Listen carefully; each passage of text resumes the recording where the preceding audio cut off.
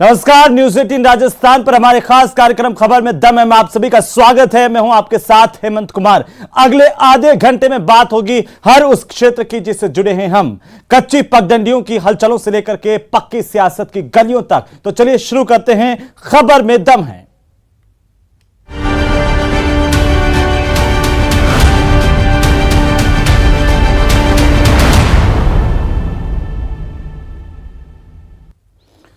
तो क्या कांग्रेस में सब ठीक ठाक है? यह सवाल इसलिए क्योंकि इस खबर में दम है कि अपनों के आगे कांग्रेस लाचार है। एक के बाद एक बयानों की बाढ़ सी आ रही है। इस बाढ़ में बढ़ रही है तो कांग्रेस की परेशानी। यह खास रिपोर्ट देखिए।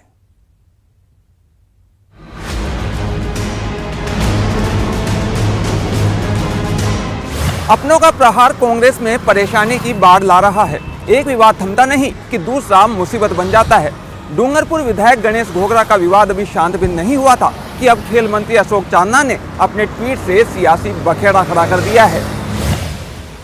अपनों का वार, कांग्रेस में तकरार, ब्यूरोक्रेसी पर बवाल, अपनों के सवाल, नौकरशाही का बहाना, घमासान है मचाना।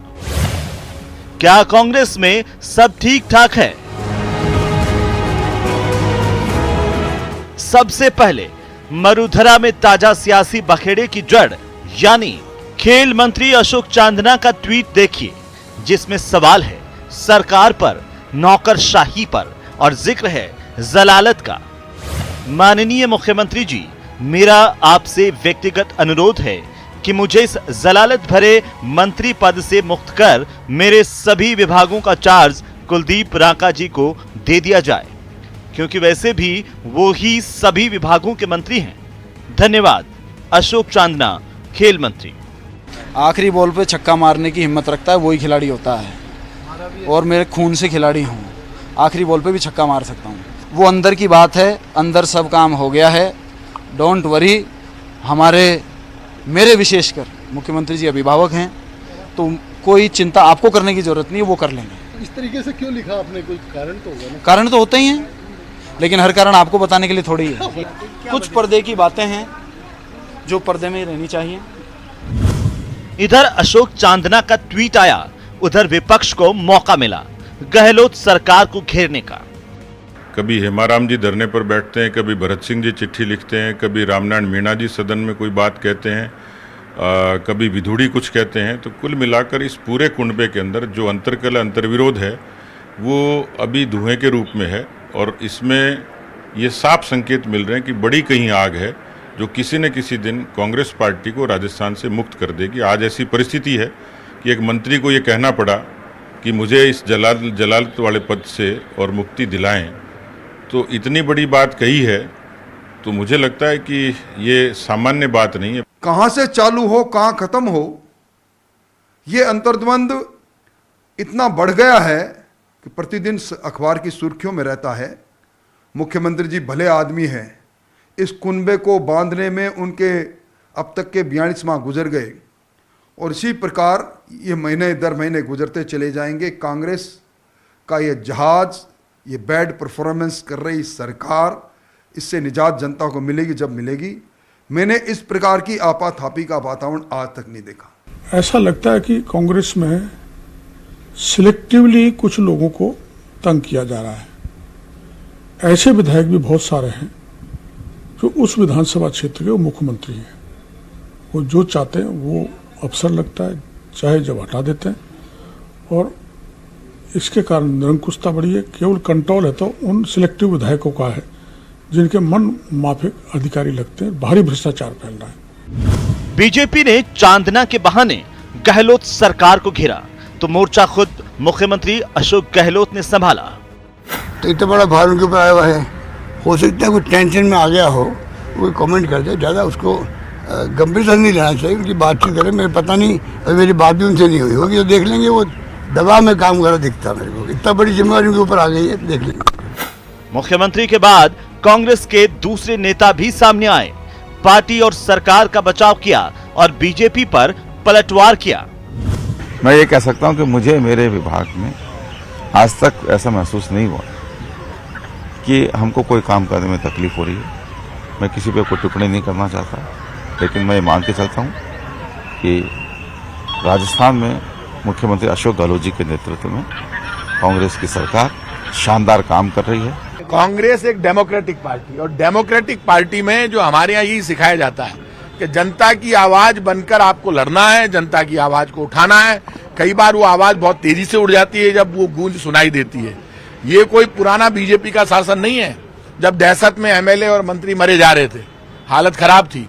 आज जनता की आवाज बनकर वो बोलते हैं, लड़ते हैं, और सार्वजनिक रूप से यदि कोई बयान देते हैं तो आफ्टर ऑल उनकी आवाज को सुनना समझना यही डेमोक्रेसी है, और एक नेता को अपनी आवाज उठाने का हक है।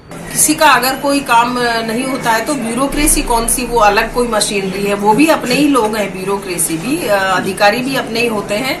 तो आपस में घर परिवार होता है तो कोई बात हो सकती है, कोई बड़ी बात नहीं है, इसमें कोई ऐसा पॉइंट नहीं है कि ब्यूरोक्रेसी ये कर रही है। अब कांग्रेस भले ही तर्क पर तर्क दे रही है, बीजेपी को घेर रही है, लेकिन सवाल तो उठ ही रहे हैं। सवाल है कि क्या सचमुच सीएम के सचिव करते हैं विभागों के कामकाज में दखलंदाजी? गहलोत सरकार के मंत्री दिखावे के मंत्री हैं?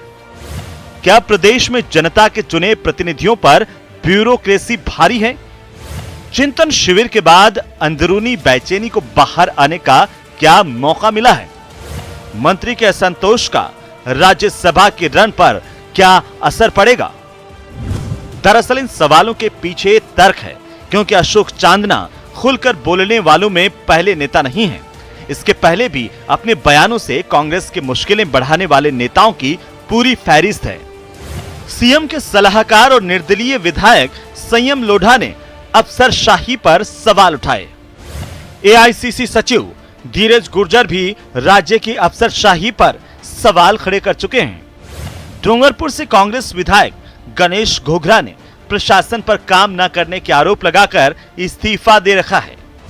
प्रतापगढ़ से कांग्रेस विधायक रामलाल मीणा भी ट्वीट करते हुए क्रोध जता चुके हैं। तो बेगू से कांग्रेस विधायक राजेंद्र भिदुड़ी भी गहलोत सरकार पर सवाल उठा चुके हैं। कांग्रेस विधायक दिव्या मदेरणा विधानसभा में ब्यूरोक्रेसी पर सवाल उठा चुकी हैं। कांग्रेस विधायक गिरिराज मलिंगा ने कहा था कि डीजीपी एमएल लाठर बीजेपी के इशारे पर व्यक्तिगत दुश्मनी निकाल रहे हैं। वहीं मंत्री प्रताप सिंह खाचरियावास भी नगर निगम और जेडीए अधिकारियों की कार्यशैली को लेकर कई बार बयान दे चुके हैं। हेमाराम चौधरी ने अपने क्षेत्र में काम नहीं होने का हवाला देकर विधायक पद से इस्तीफा भेजा था। कांग्रेस विधायक अमीन खान विधानसभा में सरकार पर अल्पसंख्यकों को दरकिनार करने के आरोप लगा चुके हैं। वहीं कांग्रेस विधायक भरत सिंह कुंदनपुर खान मंत्री पर भ्रष्टाचार के आरोप लगाते हुए कई बार सीएम को पत्र लिख चुके हैं। सवाल टाइमिंग को लेकर भी है। दरअसल प्रदेश में 4 सीटों पर राज्यसभा का चुनाव है। गुर्जर और आदिवासी समाज इन सीटों पर अपनी अपनी दावेदारी जता रहा है। गुर्जर समाज ने तो अपनी इस मांग को लेकर प्रदेश के प्रमुख समाचार पत्रों में बड़ा सा इश्तिहार भी छपवा दिया। अब विधायक राजेंद्र भिदुड़ी और खेल मंत्री अशोक चांदना भी गुर्जर हैं, तो कांग्रेस के सचिव धीरज गुर्जर भी। तो ऐसे में क्या इन तीनों के बयान अपनी जाति से प्रेरित है? जहां तक बात गणेश घोगरा की, तो उन पर पुलिस मुकदमा दर्ज है, लिहाजा वो इसी बात से खफा है।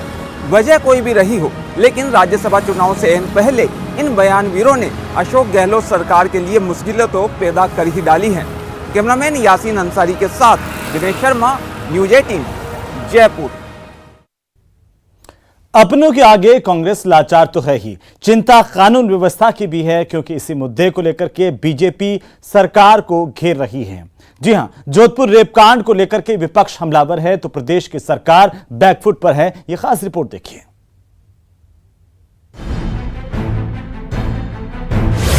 प्रदेश में जब भी रेप की घटना होती है तो सरकार की चिंता लाजमी है, लेकिन अगर किसी महिला का रेप उस क्षेत्र में हो जो मुख्यमंत्री का गृह क्षेत्र है तो सवाल भी उठते हैं, सियासत भी होती है और विपक्ष को चुनावी मुद्दा भी मिल जाता है। जोधपुर में महिला से दरिंदगी, मदद के नाम पर महिला से रेप, महिला से 4 घंटे में 2 बार बलात्कार, शर्मसार हुई सूर्य नगरी। शर्मनाक शर्मनाक बेहद शर्मनाक। एक महिला से रेप होता है, वो भी 4 घंटे में 2 बार। उस महिला से जो ममता लुटाने बालिका सुधार गृह से भागी थी, लेकिन जोधपुर में उसकी इज्जत ही लुट गई। उसी जोधपुर में जो प्रदेश के मुख्यमंत्री अशोक गहलोत का गृह क्षेत्र है, मदद के नाम पर हवस का खेल खेला गया। एक बार नहीं, 2 बार। राजकीय बालिका सुधार गृह है, वहां से एक युवती दिनांक 20 मई 2022 को फरार हो गई थी, जिसकी रिपोर्ट वहां के अधीक्षक ने मंडोर थाने में दर्ज करवाई। उक्त युवती यहां अपनी ननद के हत्या करने के केस में अभिरक्षा में भेजी हुई थी। उक्त युवती को जब दस्तयाब किया गया तो उसने इस दौरान अपने साथ 2 अलग अलग युवकों द्वारा 2 अलग अलग स्थानों पे दुष्कर्म करने की बात बताई, जिसके पर्चा बयान पर पुलिस थाना मंडोर में एक मुकदमा दर्ज किया गया है। दरअसल 4 घंटे में मजबूर महिला के साथ हुआ 2 बार रेप। बेटी से मिलने के लिए सुधार गृह से भागी थी महिला। मदद का वादा कर दारोगा के रिश्तेदार ने किया रेप। थाने के क्वार्टर में ही किया रेप। रेप के बाद थाने से दूर सुनसान इलाके में ले जाकर छोड़ा। लेकिन महिला से दरिंदगी का खेल यहीं खत्म नहीं हुआ। किसी तरह थाने के क्वार्टर से तो वो निकल भागी, लेकिन फिर फंस गई एक टैक्सी ड्राइवर के चंगुल में। एएसआई के रिश्तेदार के बाद टैक्सी वाले ने किया रेप। टैक्सी ड्राइवर ने भी उठाया मौके का फायदा। अकेली जानकर मदद का दिलाया भरोसा। भरोसे का खून कर किया महिला का रेप। 4 घंटे में महिला के साथ दूसरी बार बलात्कार। हाँ, ये सुधार गृह से बाहर जाने के पश्चात जब अकेली खड़ी थी, जब एक युवक आया और उसने निवेदन किया कि भाई मुझे इस स्थान पे छोड़ना है, तो उस युवक ने उसको उस स्थान पे छोड़ने के नाम पर उसको साथ ले गया और उसके साथ ये गई और जाने के पश्चात उसके साथ दुष्कर्म किया और उसने फिर वापस उसको छोड़ा और ये और आगे जाके इसको एक युवक और मिला, उसके साथ ये करीब 2.5-3 घंटा उसकी कार में साथ रही और उसके पश्चात उस युवक ने भी उसके साथ दुष्कर्म करने की बात बताई। महिला से रैप की खबर मिलते ही पुलिस एक्शन में आई। पुलिस ने महज 24 घंटे में दोनों आरोपियों को पकड़ लिया। दरअसल पीड़िता की शादी महज 14 साल की उम्र में हो गई थी। उसके एक 2.5 साल की बच्ची भी है। पीड़िता ने पारिवारिक कलह के दौरान अपनी ननद की हत्या कर दी थी। चूंकि उस समय पीड़िता नाबालिग थी, इसलिए उसे बालिका सुधार गृह में रखा गया था। सवाल उठे कि वीवीआईपी क्षेत्र में दुष्कर्मियों का हौसला इतना बुलंद कैसे? थाने के क्वार्टर में रेप करने की हिम्मत कैसे? थाना देखकर सुरक्षा का एहसास कैसे होगा? मरुधरा में कानून के राज का दावा कैसे? प्रदेश में महिला सुरक्षा के दावे कैसे? 4 घंटे में 2 बार रेप, सूबे में सब ठीक ठाक कैसे? सवालों की बाढ़ आई तो सियासत ने भी 4th गियर पकड़ा। देखिए, आज राजस्थान की बेटियां कहीं भी सुरक्षित नहीं। अस्पताल से लेकर के पुलिस थाने से लेकर के पुलिस थाने के आवासीय परिसर से लेकर के बाजार से लेकर के जो है और मंदिर तक कहीं भी राजस्थान की बेटियां सुरक्षित नहीं है। राजस्थान की बेटियों के ऊपर हुए इस पाप और अत्याचार का घड़ा 2023 में फूटने वाला है। ये सरकार के माथे पर कलंक है। कभी पुलिस के थानों के अंदर कस्टोडियल डेथ होती है, बलात्कार होते हैं।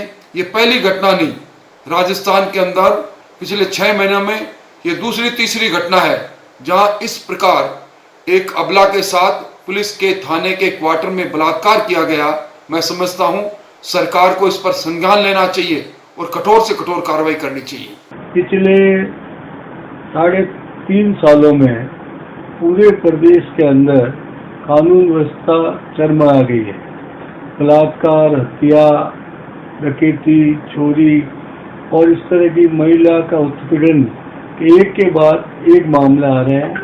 सरकार इसको नियंत्रण करने में विफल रही है कि राजस्थान के अंदर दुष्कर्म की घटनाओं के ऊपर अंकुश लगाने के लिए सरकार कठोर कार्रवाई करे, अन्यथा आने वाले समय के अंदर इस प्रकार की घटनाएं प्रदेश के अंदर रोक पाना भी मुश्किल हो पाएगा। इसलिए कानून का डर पैदा हो, पुलिस का डर पैदा हो और अपराधी के मन मस्तिष्क के अंदर अपराध को कारित करने से पहले भी 4 बार वो सोचे।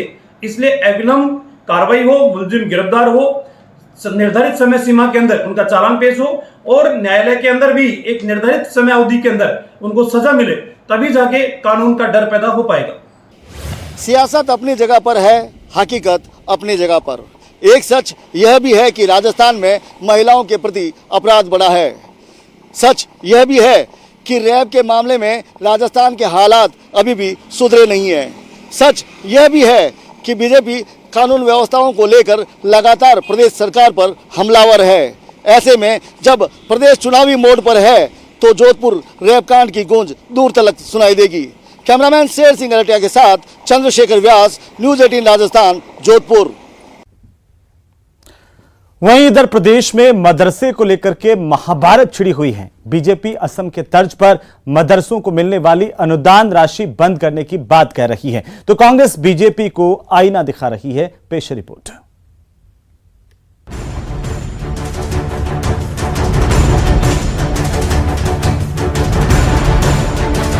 सूबे में एक नया सियासी सवाल है। बीजेपी सवाल कर रही है राजस्थान में मदरसों को सरकारी अनुदान को लेकर के। बीजेपी का सवाल है प्रदेश की सरकार से, कांग्रेस से। इस पूरे मामले को लेकर के अगर देखा जाए तो राजस्थान में मदरसों को सरकारी अनुदान को लेकर के बीजेपी ने सवाल उठाया है कि यहाँ पर भी असम का फॉर्मूला अमल में क्यों नहीं लाया जा रहा है, जबकि प्रदेश की कांग्रेस सरकार ने बीजेपी से सवाल किया है कि आपके शासनकाल में मदरसों को अनुदान क्यों दिया गया था। मदरसा अनुदान पर देवनानी का सवाल, असम फॉर्मूला राजस्थान में क्यों नहीं? लेकिन उसको सरकारी अनुदान देना तो मैं समझता हूं सरकारी पैसे का यह धार्मिक शिक्षा के लिए उपयोग करना है, जो कतई न्यायोचित नहीं है। कांग्रेस का पलटवार, माहौल बिगाड़ने की कोशिश। मदरसे पर महाभारत। वो चाहते हैं कि इस प्रकार की चीजें करके देश में माहौल खराब किया जाए, सद्भावना खराब की जाए। जी हां, एक बार फिर राजस्थान में मदरसे पर महाभारत छिड़ा है। असम के मुख्यमंत्री हेमंत बिस्वा शर्मा के मदरसे पर दिए उस बयान को लेकर जिसमें हेमंत बिस्वा शर्मा ने छोटे बच्चों को मदरसे में शिक्षा दिए जाने का विरोध किया है। ये मदरसा शब्द ही विलुप्त हो जाना चाहिए। जब तक ये मदरसा दिमाग में घूमते रहेगा तब तक बच्चा को भी डॉक्टर इंजीनियर नहीं बन सकता है। राजस्थान के पूर्व शिक्षा मंत्री और बीजेपी विधायक वासुदेव देवनानी ने मदरसा के लिए सरकारी अनुदान पर सवाल उठाया। वासुदेव देवनानी ने ट्वीट कर कहा, असम में ही क्यों, राजस्थान में क्यों नहीं? असम में मदरसा बंद, सरकार के अनुदान प्राप्त मदरसा सिर्फ एक धर्म विशेष की शिक्षा कैसे दे सकता है? भारत के हर विद्यार्थी को धर्मनिरपेक्ष वैज्ञानिक शिक्षा मिलनी चाहिए। धार्मिक शिक्षा माता पिता घर में दिलाएं। अगर उन्हें जरूरी लगता है तो देश में सबके लिए प्राथमिक शिक्षा स्कूल है। मदरसे में सरकारी अनुदान से धार्मिक शिक्षा क्यों? धीरे धीरे सारे देश में इस प्रकार की व्यवस्था की जानी चाहिए, क्योंकि भारत एक धर्मनिरपेक्ष राष्ट्र कहलाता है और इसकी दुहाई कांग्रेसी देने में कभी पीछे नहीं रहते। वही कांग्रेसी आज अपने राज्यों में जो इस प्रकार का भाव रखते हैं कि मदरसों के लिए बच्चों के लिए फीस माफ़ करना, कभी उनके लिए किसी प्रकार की घोषणाएं करते रहना, तो उसकी तुलना में नई पीढ़ी को अच्छी शिक्षा मिले, समान रूप से शिक्षा मिले, सब बच्चों में समानता का भाव आए, तो ये बच्चे स्कूल क्यों नहीं जा सकते? क्योंकि सरकारी स्कूल जगह जगह खुले हुए हैं, तो ये मदरसे अलग चलाने की आवश्यकता कहाँ है? और यदि किसी को चलाने की आवश्यकता भी है तो वह अपने धार्मिक और व्यक्तिगत स्तर पर ज़रूर चलाएं, समाज चलाए, लेकिन उसको सरकारी अनुदान देना तो मैं समझता हूँ सरकारी पैसे का यह धार्मिक शिक्षा के लिए उपयोग करना है, जो कतई न्यायोचित नहीं है। वासुदेव देवनानी का मदरसे पर बयान आया तो कांग्रेस ने भी पलटवार करने में देर नहीं लगाई। देवनानी के बयान पर प्रतिक्रिया देते हुए राजस्थान के अल्पसंख्यक मामलों के मंत्री सालेह मोहम्मद ने कहा, देवनानी को माहौल बिगाड़ने की कोशिश करने की आदत है। साथ ही बीजेपी से सवाल भी पूछा कि आखिर पिछले बीजेपी शासन के दौरान मदरसों को अनुदान क्यों दिया गया था। उनकी सोच बड़ी होनी चाहिए, सेकंड सोच के, छोटी सोच के लोग हैं, उनको समझना चाहिए जब वो उनकी खुद की सरकार थी तब ये कार्यक्रम चले, हॉस्टल्स भी खुले हैं, मदरसों को अनुदान भी मिले हैं। उस समय जो उनके प्रदेश अध्यक्ष जो रहे हैं उनके पास समाज कल्याण और ये अल्पसंख्यक विभाग था, उस समय उन्होंने क्यों नहीं सोचा। हम चाहते हैं कि आज लगभग मदरसों के अंदर 2 लाख बच्चे पढ़ रहे हैं, तो कम से कम उनको फैसिलिटीज मिलनी चाहिए। आज शिक्षा का अधिकार सबको दे रहे हैं, जो बच्चे वहाँ पढ़ रहे हैं उनको अधिकार नहीं है क्या? दरअसल राजस्थान के पूर्व शिक्षा मंत्री वासुदेव देवनानी ने कहा है कि भारत के संविधान में सेकुलर शब्द जोड़ करके जब पाठ्यक्रम के अंदर से जैसे गणेश को हटा करके जैसे गमला कर दिया गया, तो इन हालात के अंदर बुनियादी तालीम देने वाले मदरसों में सरकारी इमदाद से कुरान और हदीस की धार्मिक तालीम क्यों दी जा रही है और इन तमाम मदरसों को सरकारी अनुदान क्यों दिया जा रहा है। हालांकि वासुदेव देवनानी के अपने ही तर्क हैं। हमने कभी कोई अल्पसंख्यक विरोधी बात नहीं कही। हमारा सारे समाजों को, सब वर्गों को साथ लेने का मोदी जी का प्रयास है और हम भी उसी प्रकार से करते हैं। और आज मोदी जी जो चाहे समाज में स्वच्छता का अभियान हो, चाहे उज्ज्वल योजना हो, चाहे शौच मुक्त भारत हो, उसे कभी नहीं सोचा कि केवल बहुसंख्यकों के लिए काम करना है। उन्होंने अल्पसंख्यकों को भी वही सुविधाएं दी जो बहुसंख्यकों को दी। ये तो भारतीय जनता पार्टी है जो सबको समान रूप से देखती है और समान रूप से उपयोग करती है। यह तो केवल कांग्रेस है जो वोट बैंक समझ करके उनका उपयोग करती आई है। हमने कभी भी उनको वोट बैंक नहीं समझा। हम तो समान नागरिक के रूप में उनके साथ रह करके सब और कदम उठा रहे हैं। हालांकि मदरसे पे महाभारत की राजस्थान में ये कोई पहली कहानी नहीं है। इससे भी पहले कई बार इस तरह के मामले सामने आ चुके हैं। राजस्थान में अगर 5 मई 2022 की घटना को देखा जाए तो प्रदेश सरकार की ओर से एक बड़ा फरमान सामने आया था, जिसमें राजस्थान में 5वीं बोर्ड तक के रजिस्टर्ड मदरसों में बुनियादी तालीम हासिल करने वाले बच्चों को एग्ज़ाम फीस माफ़ कर दी गई थी। 5वीं बोर्ड के परीक्षार्थियों को जब अगर देखा जाए तो प्रदेश के करीब 25,674 परीक्षार्थियों को 10,26,960 रुपये वापस करने का फैसला किया गया था। इस पूरे मामले को लेकर के बीजेपी ने तब भी हंगामा किया था और काफ़ी विरोध किया गया था। अब असम फॉर्मूला राजस्थान में मदरसों में क्यों नहीं लागू किया जा रहा है, इस पूरी बात को लेकर के राजस्थान सरकार से एक सवाल किया जा रहा है। कैमरा पर्सन अविनाश के साथ में अरबाज अहमद, न्यूज़ 18 के लिए जयपुर से। और अब बात प्रदेश के सबसे बड़े अस्पताल में करप्शन के खेल की। एसएमएस घूस कांड में कुछ अधिकारी पकड़े गए, लेकिन यह तो महज एक ट्रेलर था, क्योंकि करप्शन के इस खेल की पूरी पिक्चर अभी बाकी थी। जब एसएमएस में अपार भ्रष्टाचार का खेल खुलने लगा तो एक एक कर तस्वीर भी साफ होती चली गई। पेश है खास रिपोर्ट। प्रदेश का सबसे बड़ा अस्पताल, प्रदेश की जनता के लिए भरोसे का दूसरा नाम। आंख बंद कर पूरे सूबे से मरीज यहां पहुंचते हैं इस आस में कि प्रदेश में सबसे बेहतर इलाज कहीं है तो यही है। इलाज तो हो रहा है, लेकिन करप्शन का खेल भी चल रहा है। शायद इस खेल का पता भी नहीं चलता अगर एसीबी के शिकंजे में एसएमएस के कुछ अधिकारी नहीं फंसते। जब फंसे तो पूरा खेल खुलता चला गया, करप्शन की परतें खुलती चली गई।